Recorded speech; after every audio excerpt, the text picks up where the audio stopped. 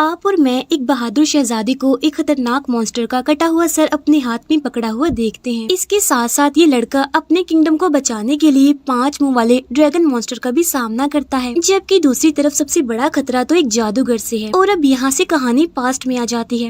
एक रात घने जंगल में एक जादूगर जिसका नाम लिजार होता है, वो एक मेडन यानी एक अनमैरिड लड़की को जंगल में लेकर आता है और उसके हाथ पाँव को बांध देता है। वो जादूगर लिजार इस लड़की को यहाँ इसीलिए लाया था ताकि वो 2 मून्स की मिलने वाली रात को इस लड़की से शादी कर ले और फिर उनका जो बच्चा पैदा होगा वो सारे किंगडम्स को हरा देगा, जिसकी वजह से ये जादूगर लिजार पूरी दुनिया पर राज करेगा। और ये रात भी 2 मून्स की मिलने वाली रात थी और ये उसके लिए एक अच्छा मौका था। लेकिन तभी वहाँ पर एक किंगडम का प्रिंस पहुंच जाता है जिसका नाम फेबियस होता है और वो इस जादूगर को तीर मारकर उसे हरा देता है। फिर वो प्रिंस और उसके सारे सोल्जर्स उस मेडन को सही सलामत आजाद कर लेते हैं। इसके बाद हमें बताया जाता है कि ये कहानी 100 साल के बाद रिपीट होती है और अब सीन चेंज होकर आता है सीधा 100 साल के बाद, जहाँ पर हमें किंगडम दिखाया जाता है जहाँ पर किंग के 2 बेटे होते हैं। एक का नाम होता है फेबियस और एक का नाम होता है थेडियस। फेबियस वही जिसने लिजार को हराया था और यहाँ पर हम फेबियस के बारे में और ज्यादा जानते हैं। फेबियस गुड लुकिंग होने के साथ साथ एक काफी बहादुर प्रिंस है क्योंकि उसने बहुत सारी वॉर्स जीती हैं। लेकिन इसके मुकाबले में उसका भाई वैसा नहीं होता जैसा कि फेबियस होता है, वो उसके बिल्कुल ऑपोजिट होता है। इसीलिए सभी लोग फेबियस को काफी पसंद करते हैं लेकिन थेडियस को कोई पसंद नहीं करता। यहाँ तक कि किंग भी उससे बहुत नालायक समझते हैं और वो समझते हैं कि वो तो बिल्कुल बेकार इंसान है। एक दिन हम देखते हैं कि फेबियस अपनी एक और जंग जीत कर किंगडम वापिस आता है। असल में यहाँ पर फेबियस ने किसी और को नहीं बल्कि जादूगर लिजार को हराया होता है और वो जादूगर के एक साथी का सर भी काट कर अपने साथ सबूत के तौर पर लाया होता है। यहाँ पर जादूगर लिजार की उसे डिफीट की बात हो रही है जिसे हमने मूवी के स्टार्ट में भी देखा था। फिर फेबियस वो कटा हुआ सर सबको दिखाता है क्योंकि लिजार उनका बहुत पुराना दुश्मन भी होता है और वो हमेशा ही उनके किंगडम को नुकसान पहुँचाने में लगा होता है। अब फेबियस की इस बहादुरी पर सब लोग उसकी बहुत तारीफ करते हैं। दूसरी तरफ थेडियस को किंग ने जो काम दिया होता है वो उसमें कामयाब नहीं होता, इसी वजह से वो काफी अपसेट होता है। फिर फेबियस वहाँ पर मौजूद लोगों को स्पीच देता है। इन सब चीजों से थेडियस को थोड़ा बुरा भी फील होता है। अब यहाँ पर फेबियस उस मेडन को भी अपने साथ लाया होता है जिसे कि उसने बचाया था। वो मेडन बहुत खूबसूरत होती है। फेबियस उसे अपने फादर यानी किंग से भी मिलवाता है और फेबियस उसकी बातों से काफी इम्प्रेस होकर उसे पसंद करने लगता है। इसी वजह से वो उसे शादी के लिए प्रपोज कर देता है। खाने के दौरान फेबियस थेडियस की भी काफी तारीफ करता है। वो उसे काफी मोटिवेट भी करता है कि तुम जो चाहो कर सकते हो, तुम्हारे अंदर भी वो एबिलिटीज पाई जाती हैं जो मेरे अंदर है। अगले दिन थेडियस फेबियस के एक नाइट की बातों को सुन लेता है जो कह रहा था कि थेडियस बहुत ही बुज़दिल और बेकार इंसान है, साथ साथ वो बेवकूफ भी है और वो ये डिजर्व ही नहीं करता कि वो किंग बने, वो किंग बनने के लायक है ही नहीं। ये सुनकर थेडियस को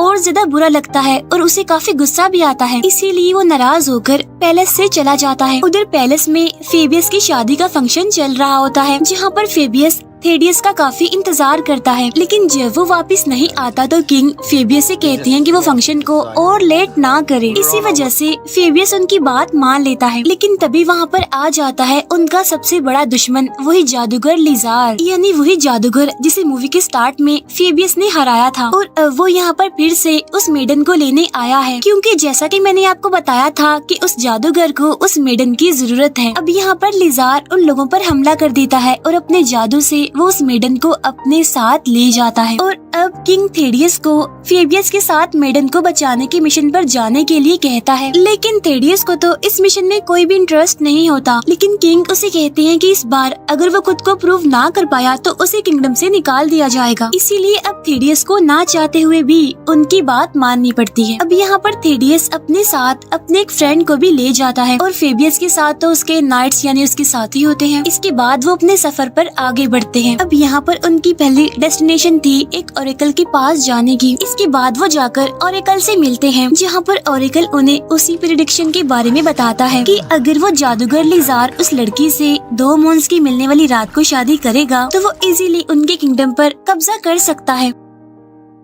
तब फेबियस उससे पूछता है तो फिर अब हमें क्या करना चाहिए। तब वो ऑरेकल उन्हें एक मैजिकल ब्लेड के बारे में बताता है जो कि एक यूनिकॉर्न की हॉर्न यानी सींग से बना होता है। उसकी हेल्प से वो लिजार को इजीली हरा सकते हैं, लेकिन उस ब्लेड को ढूंढना आसान नहीं है क्योंकि उसको एक बहुत ही खतरनाक जगह पर छुपाया हुआ है। इसीलिए उन्हें काफी ध्यान रखकर काफी संभल कर वहाँ पर जाना होगा। साथ ही साथ वो ऑरेकल उन्हें एक मैजिकल कंपास भी देता है जो कि उन लोगों को उस जगह तक ले जाने में उनकी मदद करेगा। एनीवे, वो सब लोग वहाँ से निकलकर आगे बढ़ते हैं। काफी दूर जाने के बाद वो एक जगह पर कैंप लगाते हैं, लेकिन तभी हम देखते हैं कि फेबियस के आदमियों में से एक बूढ़ा आदमी भी है जो कि उन लोगों से छुपकर एक जगह पर कुछ स्पेल्स को पढ़ने लगता है, जिसकी वजह से वहाँ पर एक आदमी का शैडो बन जाता है। और ये शैडो किसी और का नहीं बल्कि उसी जादूगर लिजार का था। यानी इसका मतलब ये है कि ये बूढ़ा आदमी यानी जो कि फेबियस का साथी है वो असल में लिजार के लिए काम करता है, उसके साथ मिला हुआ है और वो लिजार को अपना मास्टर कहता है। यहाँ पर लिजार उस बूढ़े आदमी को ऑर्डर देता है कि तुम फेबियस को जल्दी से मेरे पास ले आओ ताकि वो भी तो ये देखे कि मैं उसकी होने वाली वाइफ के साथ क्या करने वाला हूँ। अब ये सब कुछ वहाँ पर खड़ा हुआ थेडियस का फ्रेंड सुन भी लेता है और देख भी लेता है। इसीलिए वो उन दोनों भाइयों यानी फेबियस और थेडियस को इस बारे में जाकर बताता है। लेकिन वो बूढ़ा आदमी फेबियस का खास आदमी था, इसीलिए फेबियस उस पर बहुत बिलीव करता था। इसीलिए फेबियस खुद उसके पास जाकर उसे मिलता है और इस बारे में पूछता है। लेकिन यहाँ पर वो बूढ़ा आदमी भी इस बात से इनकार नहीं करता और कहता है कि मैं लिजार के लिए काम करता हूँ क्योंकि वो तो मेरा मास्टर है। फिर वो उन लोगों को अपने मैजिक से डिस्ट्रैक्ट करके वहाँ से भाग जाता है। लेकिन यहाँ पर थेडियस का फ्रेंड उसे पकड़ लेता है और वो लोग उसे कैंप में ले आते हैं। अब कैंप में आने के बाद फेबियस को एक और शॉकिंग बात पता चलती है कि उसका राइट हैंड यानी जो कि उसका एक वफादार आदमी था वो भी लिजार के साथ मिला हुआ है। वो फेबियस को बताता है कि लिजार ने बाकी सबको मारने और तुम्हें कैद करने का हुक्म दिया है, इसीलिए वो अपने नाइट्स को ऑर्डर देता है फेबियस के साथियों को मारने का। लेकिन वो सब किसी न किसी तरह करके वहाँ से भागने में कामयाब हो जाते हैं, जहाँ पर वो सभी लोग कैरेज की मदद से भाग रहे होते हैं और इसी दौरान उन लोगों की आपस में बहुत फाइट होती है। लेकिन फिर भी किसी तरह ये खुद को बचाने में कामयाब हो जाते हैं। और जब ये बात लिजार को पता चलती है तो उसे बहुत गुस्सा आ जाता है। अब क्योंकि ये लोग काफी थक जाते हैं इसीलिए ये जंगल में एक जगह पर रुक जाते हैं, जहाँ पर फेबियस का पेट क्रो उसके पास आता है, जहाँ पर फेबियस उसके थ्रू अपने फादर यानी किंग को मैसेज भेजता है कि नाइट्स यानी हमारे साथियों ने हमारे साथ ही धोखा किया है, इसीलिए अब किंग उनकी मदद करने के लिए उनके लिए आर्मी भेजे जिनकी मदद से वो लिजार से फाइट कर सके और उसे हरा सके। अभी वो लोग थोड़ा आगे बढ़ते ही हैं कि तभी उनके सामने एक लड़की आ जाती है। अब अकेली लड़की को इतने सुनसान जंगल में देखकर वो लोग काफी हैरान होते हैं। लेकिन इससे पहले कि फेबियस उससे ये पूछता कि वो यहाँ पर क्या कर रही है, वहाँ पर जंगली कबीले के लोग आकर उन्हें पकड़ लेते हैं। उस कबीले का लीडर काफी जालिम इंसान था और वो उन लोगों को एक काफी बड़े और अजीब तरह के जानवर के सामने फेंक देता है। वो जानवर काफी खतरनाक और डरावना था और उसके 5 सर थे। वो जानवर फेबियस को काट लेता है। तब थेडियस के दोस्त को उसका जहर सक करके निकालना पड़ता है और तभी यहाँ पर बड़ी मस्त स्टाइल से एंट्री होती है एक वॉरियर की, जो कि बहादुरी से उस जानवर का मुकाबला करते हुए उसे मार डालती है। बाद में पता चलता है कि वो वॉरियर असल में एक लड़की है और इसका नाम इजाबेल होता है। असल में इजाबेल के फादर को इस जंगली कबीले के लीडर ने मार दिया था, इसीलिए इजाबेल यहाँ पर बदला लेने आई थी उससे अपने फादर की मौत का और इसीलिए वो उस लीडर को मार डालती है और इस तरह से उन लोगों की जान बच जाती है और वो लोग अपने सफर पर आगे बढ़ते हैं। अब यहाँ पर उन्हें पता चलता है कि इजाबेल को उस मैजिकल ब्लेड तक पहुँचने का रास्ता पता है, जिसके बारे में ऑरेकल ने उन्हें बताया था। इसी वजह से इजाबेल उनकी मदद करने के लिए तैयार हो जाती है। यहीं पर हम नोटिस करते हैं कि थेडियस इजाबेल की तरफ अट्रैक्ट होने लगता है और रात के टाइम थेडियस का दोस्त और फेबियस जब कहीं पर जाते हैं तो उन दोनों यानी थेडियस और इजाबेल में बातें होने लगती हैं, जहाँ पर थेडियस इजाबेल को अपने सफर के बारे में बताता है। अब बातों ही बातों में वो उसे उस कंपास के बारे में भी बता देता है। नेक्स्ट मॉर्निंग जब फेबियस वापस आता है तो वो देखता है कि थेडियस तो सो रहा है और ढूंढने पर उसे वो कंपास नहीं मिलता। इसके बारे में वो थेडियस से पूछता है, लेकिन थेडियस को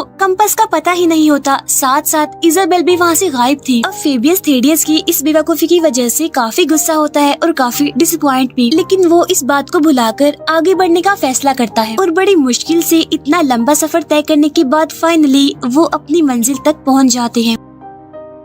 अब फेबियस थेडियस और उसके दोस्त को वहीं पर रुकने का कहकर अकेला ही मैजिकल ब्लेड यानी स्वॉर्ड को ढूंढने के लिए चला जाता है। वहीं एक बार में थेडियस को इजाबेल मिल जाती है, इसीलिए वो उसे रोककर कंपास के बारे में पूछता है, लेकिन इजाबेल उसे कंपास देने के लिए नहीं मानती और इनकार कर देती है और इसी बहस को लेकर उन दोनों के बीच फाइट होने लगती है, जिसमें कि इजाबेल थेडियस को बड़े आराम से ही बड़ी आसानी से ही हरा देती है। उधर फेबियस को उसके अपने ही नाइट्स जिन्होंने उसे धोखा दिया था वो पकड़ लेते हैं और उसे मारने लगते हैं। तभी इजाबेल से मार खाने के बाद थेडियस वहाँ से बाहर आता है। तभी थेडियस का दोस्त उसे कंपास दिखाते हुए कहता है कि फाइट के दौरान मैंने इजाबेल से कंपास चुरा लिया था। अभी वो लोग इस बात से खुश हो ही रहे होते हैं कि तभी वो देखते हैं कि नाइट्स फेबियस को अपने साथ ले जा रहे हैं। अब वो लोग ये सोचने लगते हैं कि उन्हें करना क्या चाहिए। जैसे ही सुबह होती है वो लोग आगे बढ़ते हैं, लेकिन तभी रास्ते में उनके सामने इजाबेल आ जाती है। वो उन्हें तलवार दिखाकर उनसे कंपास वापस मांगती है। तब यहाँ पर थेडियस उसे अपने भाई फेबियस के बारे में बताता है कि उसे नाइट्स उठा कर ले गए हैं, इसीलिए इजाबेल उनकी हेल्प करने के लिए राजी हो जाती है। इसके बाद वो उन्हें अपने साथ एक केव में ले जाती है, जहाँ पर कंपास की हेल्प से वो लोग अंदर चले जाते हैं, जहाँ पर उनका सामना एक खतरनाक क्रिएचर से होता है जो कि उनके पीछे पड़ जाता है, उनके पीछे भागने लगता है। तब उससे बचने की कोशिश में वो तीनों एक दूसरे से अलग अलग हो जाते हैं। तब भागते भागते थेडियस उस जगह पर पहुँच जाता है जहाँ पर वो मैजिकल ब्लेड थी, यानी कि जो यूनिकॉर्न के हॉर्न से बनी हुई थी। तब थेडियस उस मैजिकल ब्लेड यानी उस स्वॉर्ड को बाहर निकाल लेता है, लेकिन तभी उस स्वॉर्ड की प्रोटेक्टर जाग जाती है, जिसकी बहुत सारी आंखें होती हैं। वो कहती है कि इस स्वॉर्ड को सिर्फ ट्रू हीरो ही लेकर जा सकता है, लेकिन थेडियस खुद को